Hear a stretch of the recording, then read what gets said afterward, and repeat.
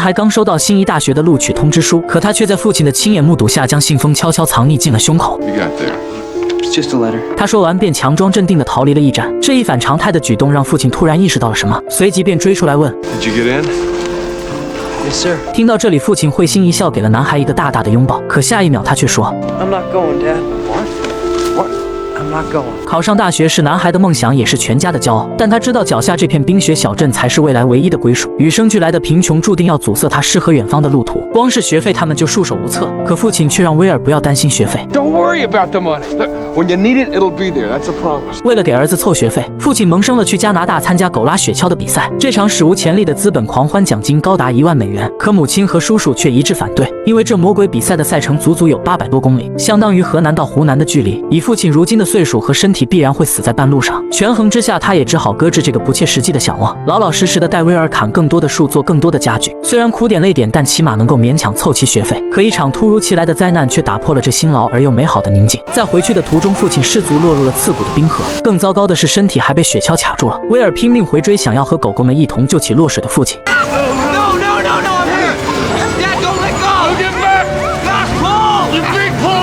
眼见儿子迟迟不肯松手，父亲用尽最后一丝挣扎的力气割断了绳子。在自然面前，生命就是如此短暂与脆弱。我们永远不知道明天和意外哪个先到。总以为来日方长，却忘了世事无常；总以为离别会发生在长亭外古道边，却忘了它往往突如其来，没有铺垫，只是在一个和往常一样的清晨。有的人永远停留在昨天了。威尔对父亲的离世悲痛欲绝。夜晚，他来到狗狗的房间，想要寻求一丝心灵的慰藉。Guess it's you and me now, huh, Gus? Why did you pull him out? Why? You're his dog. There was a whole team of you.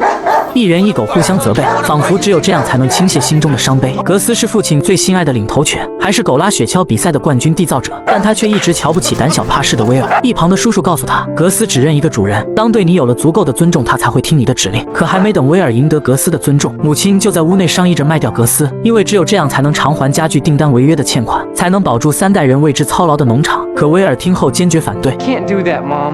The money we could get for Gus alone. Gus is Dad's dog. And you're his son, and he wanted to pay for college because it was important to you. Well, maybe it's not so important anymore. Maybe it never should have been important. 那该死的梦想埋葬了父亲的生命，如今却还要带走父亲最心爱的狗。如果这就是代价的话，那这个学他甘愿不上。夜不能寐的他躺在床上，迷失了未来的方向。他想为家庭分忧，也想去上大学，但更想要保住父亲的格斯。生活的思绪就如同飘零的冬雪一样凌乱。第二天早晨，一束暖阳照亮了他的脸庞，与之一同闪耀的还有那张比赛宣传单。这让他突然找到了努力的方向，因为比赛的1万奖金既能还清负债，还能支持学费。更重要的是，还可以保住格斯。他激动地找到母亲，说这1万美元可以解决我们所有的问题。可美好的愿想却只换来了坚决的反对。Just lost a husband. I won't lose a son. 母亲转过身去，不愿再谈。他只好找到奈德叔叔寻求支持，可叔叔的态度却和母亲出奇的一致，连你父亲都赢不了比赛，更不要说你了。然而威尔却说，自从父亲去世后，我的人生便陷入了无尽黑暗，如今生活下去都成问题，更别说所谓的梦想了。But when I saw this flyer, I felt life getting back into me. 可叔叔还是不同意，距离比赛只剩1个月，你根本没有充足的时间准备。眼见又被拒绝，他只能转头再去恳求母亲。I want to feel alive. I want to feel like Dad's alive, right here. And I don't. He was gonna do this for me. Now let me do it for him. 看着儿子真诚又坚定的眼神，他的内心似乎有所动摇。深夜，他找到奈德，询问威尔是否真的有可能赢下比赛。奈德叔叔没有回答，只是在凌晨将熟睡中的威尔一把拽起，扔出门外。Training begins now. 忍受寒风的侵袭是完成比赛的必修之路，坚持笨鸟先飞的道理是赢得比赛的最佳捷径。Days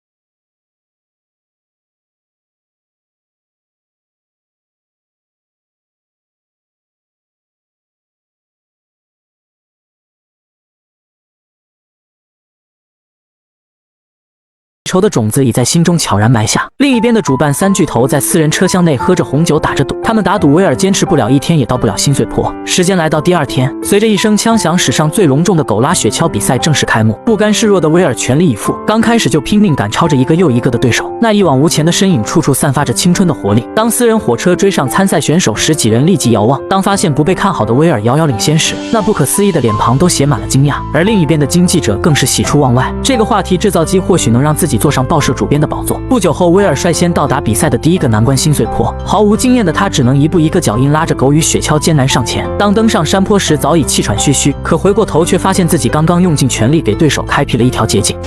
Hey, you got the good trail, boy. Cut the trail from I cut the trail. 即便百般不甘，他也只能重整旗鼓，全力追赶。等到下坡段时，前进就显得尤为轻松，刚刚的气喘吁吁全在此刻一扫而空。然而，这种看似舒爽的赛道却往往暗藏危机。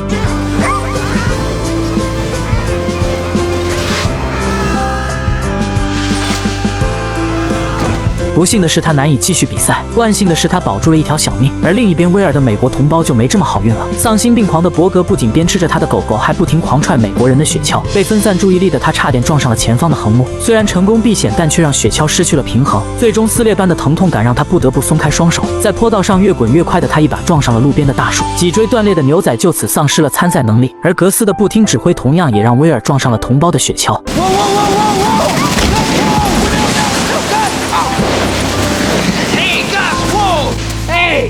We want to finish this race. We got to make some kind of peace here.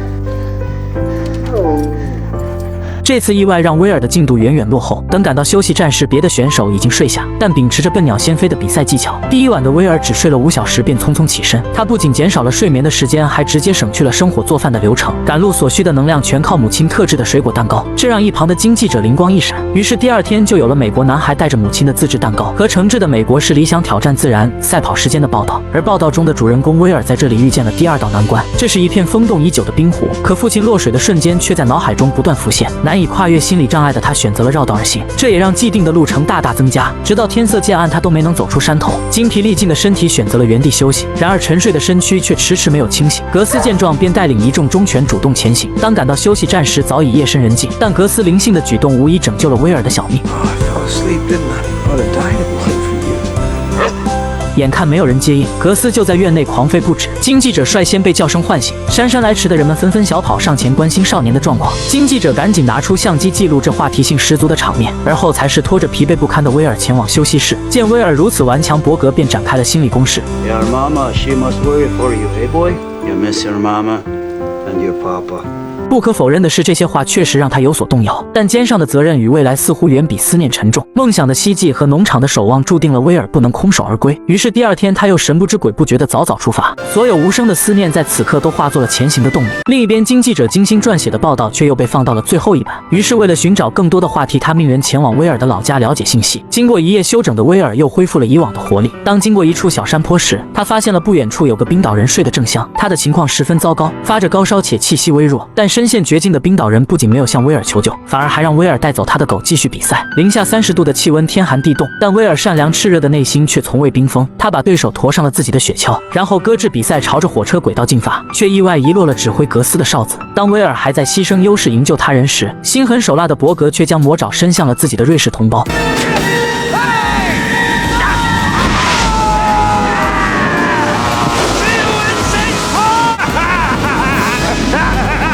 等到威尔拦停了主办方的火车后，他便头也不回地重回赛场。当奄奄一息的冰岛人说出美国男孩威尔的那一刻，在场的众人无不为之敬佩。如果他选择视而不见的话，那绝对是遥遥领先的存在。这份无私与善良给了主办人哈勃巨大的震撼。可同为主办人的安格斯却对威尔并无好感，因为越过新岁坡的威尔已经让他输掉了1000美金。在推测威尔因救人已经浪费了大量体力之后，从开始就不看好威尔的他立刻加大了赌注。 I'll wager $5,000 he doesn't reach St. Paul. I'll take that bet. 另一边，刚补充完体力的他才发现哨子已然丢失，无论怎么呼喊带头的格斯却依旧无动于衷。Come on. 无计可施的威尔只好尝试用嘴吹出父亲的调子，这熟悉的声音立刻让狗狗们有了指引。比赛已经过去了4天4夜，经记者大肆报道威尔救人的善举，终于让他的新闻登上了报纸头条。他在文中称呼少年为钢铁威尔，并给他冠上了国家英雄的称号。不眠不休、拼命赶路的毅力，同时也激励着无数身处战争阴霾下的人民。还没等他的事迹传回家乡，经记者委派的助手就先到一步。看着报纸上熟悉又陌生的儿子，母亲由衷的感到无比欣慰。她欣慰的不是儿子成了所谓的时代英雄，而是在比赛中他收获了弥足珍贵的成长，学会了独当一面，也学会了勇往直前。当助手得知威尔是为了梦想与农场参赛时，原本置身事外的内心也不由自主的有所动容。他自掏腰包让威尔的亲友坐上火车去终点迎接英雄的到来，然后第二时间告诉经记者他找到了绝佳的题材。不过此时的他根本都没有采访威尔的机会，因为这孩子跑了2天1夜都没有停下脚步，各个站点甚至从未捕捉到他的一丝身影。与此同时，收到消息的哈勃提议将2人打赌的美金分一半给威尔的母亲，但却遭到了拒绝。You do what you like with your money, Jonah, but don't tell me what to do with mine. 虽然他表面上一脸漠然镇定自若，实则内心早已惶恐不安，并打起了坏心思。夜晚，他找到伯格，要他不惜代价、不择手段地追上威尔，并承诺事成之后给他一笔可观的报酬。于是利益熏心的他在第2天追随脚印赶上威尔，然后松开了恶犬的枷锁。不远处的威尔顿感不妙，但等他回过神时，为时已晚。格斯与对方撕咬在一起，由于缰绳的限制，他几乎没有还手之力。而伯格这边则是露出了满意的笑容，看着奄奄一息、不断呜咽的格斯，怒不可遏的威尔拿出手枪想要报仇，但一旁的格斯不断悲鸣，似乎是在劝他理智。冷静下来的他按照奈德叔叔所传授的经验，先用大火熬干草药，然后将其涂在纱布上，再小心翼翼地覆盖住格斯的伤口。眼见格斯被疼得嗷嗷直叫，威尔吹起了父亲的调子来安抚那疼痛的身躯。他已经失去了父亲，所以绝不允许格斯再离开他的世界。一人一狗在冰天雪地完美诠释了不离不弃。夜晚，威尔怒气冲冲地闯进休息站，他对着伯格就是一拳，2人积蓄已久的恩怨终于在此刻全盘倾泻。厮打过程中，伯格直接掏出了小刀。Do you look like it? What's the matter, kid? You scared? I'm beyond being scared of you, mister. I ought to kill you. If you ever come near me or my team again, I'll kill you outright. 放下狠话后，威尔拖着沉重的身躯缓缓离去。Will, it's good to see you. I was getting worried. No! That's for using me and my family to sell your damn newspapers.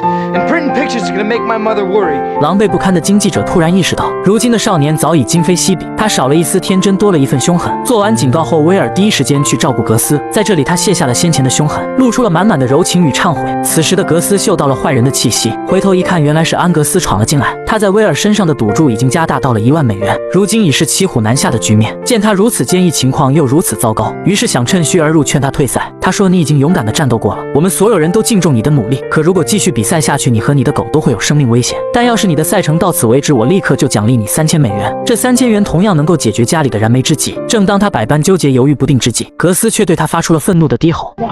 What? I didn't take it, did I? 威尔没有给出答复，只是在第2天凌晨收拾行装，准备继续比赛。很多事情没有理由，也没有借口，但只要出发就能找到方向，只要到达终点就能找到答案。在暗夜中前行了3小时的他，终于等来了日出，也等来了不期而遇的温暖。在途经一个小镇时，不远处有伯歌传来。当他走近时，才发现当地的美国侨民在为自己举办欢迎仪式。看着报纸上被称为钢铁意志化身的自己，他这才意识到先前错怪了经记者。但他现在不能停留，也无法道歉，只能告别同胞，继续埋头赶路。这时人群中有2个小孩跟了上来，他们声称自己知道一条捷径，然而这条捷径却是威尔难以逾越的鸿沟。即使小孩说湖面常年结冰，他也不敢冒险。父亲离世的意外如同梦魇般缠绕在心间，内心的恐惧驱使着他绕道走2英里外的铁路桥。全心全意赶路的他们丝毫没有注意到远处有火车驶来。等他们发觉时，火车已经近在咫尺，那滚滚的浓烟与嘶鸣的齿轮似乎是要将他们吞没。更糟糕的是，格斯的狗绳还被卡在了轨道缝隙。虽然在千钧一发之际成功取出了绳子，逃离了铁路，但那2个热心小孩却将他的雪橇意外摔坏。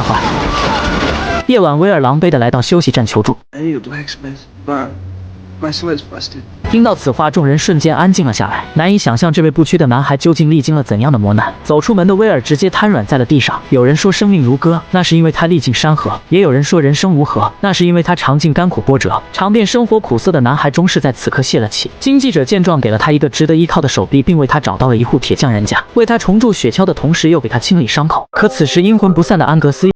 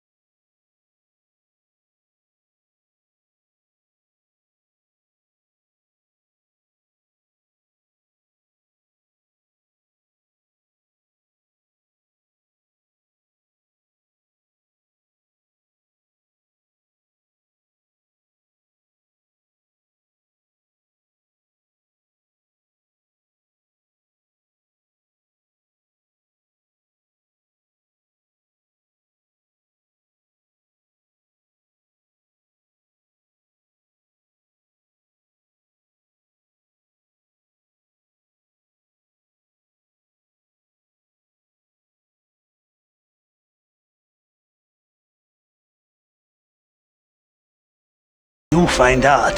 Hey! Hey! I didn't think you was man enough!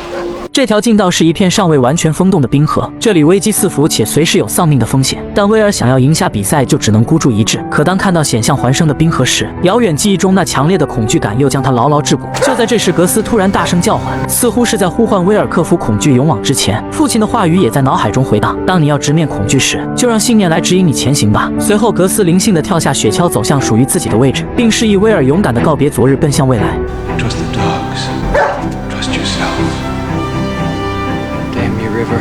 I'll beat you. 为了近在咫尺的胜利，为了终点线前的母亲，为了天人相隔的父亲，威尔重整旗鼓，决战冰河，也决战内心最深处的恐惧。身受重伤的格斯负重前行，带领着一众狗狗们齐心协力。反观伯格这边，却只能用不停的鞭打来迫使他们向前。然而这却让不堪重负的雪橇犬们彻底停摆。见此情形，他怒不可遏，用更加凶狠的言语与鞭笞来教训他们。他把狗子们打得忍无可忍，最终落得了自食恶果的结局。一旁路过的威尔善良地开了2枪，随手救下了被恶犬撕咬不止的伯格。在格斯的领航下，队伍跑得越来越快，照这样下去，逆风翻盘也不是没有可能。终点前的瞭望塔上，观测者们迎来了本场比赛的领先者，那是挪威选手凯威，这让母亲不禁有点失落。然而惊喜的是，威尔突然从一旁的树林里穿梭而出，并且领先挪威人整整半公里。Possible, I don't believe it! Get out your checkbook, you skinflint! Is that Michael? The one and only Iron Will. 所有人都向钢铁威尔的方向望去，那瘦小的身影在人群的欢呼声中艰难前行，人们都不停鼓掌来激励威尔前进。眼看终点遥遥在望，体力不支的威尔却坚持不住了。本就匮乏的能量加上长时间的奔波，让身体再无向前的能力。前一秒还在欢呼的人群瞬间安静了下来，他努力的想要爬起来，却又无能为力。就在这时，叔叔奈德吹起了那熟悉的曲调。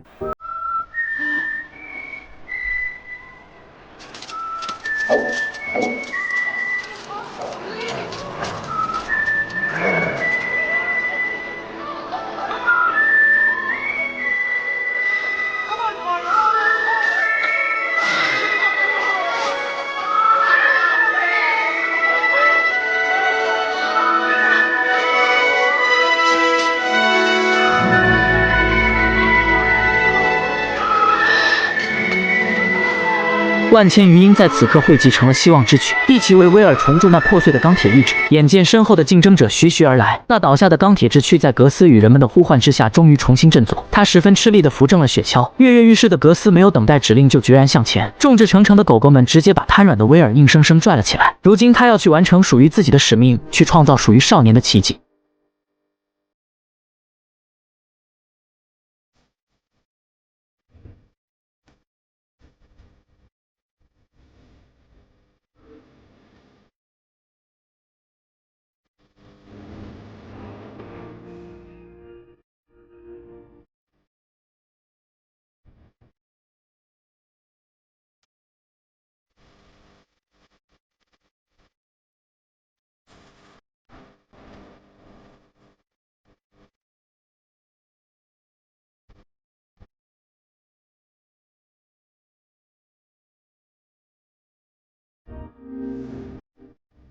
最终，威尔惊险地赢下了比赛，他保住了农场，也守住了梦想。从今往后，没有人再会称呼他为懦夫。化茧成蝶的他，如今是钢铁意志的化身。彼时的少年站在人生的中转站，回首过去的一路崎岖，都已然繁花盛开；抬头未来的飘忽不定，都已然云开雾散。虽然以后的路不会比过去的更笔直、更平坦，但我想历经成长的威尔不会有所畏惧，因为他有硬骨隆起的倔强，有雪橇滑行的铿锵，也有钢铁之躯的力量。我真切的希望威尔的故事能够激励到你，因为他完全就是我们普通人的缩影。他没有那些壮汉的力量，没有那些老手的经验，也没有那些智者的技巧。他与我们大多数人一样，只有一个渺茫的机会和心中明亮的希望，以及那笨鸟先飞似的持之以恒。但有这些就足够了，只要不停下前进的脚步，就终有苦尽甘来的一刻。那些无人问津的日子，或许正是登峰造极的好时机；那些在暗处执拗生长的花，或许终有一日会馥郁传香。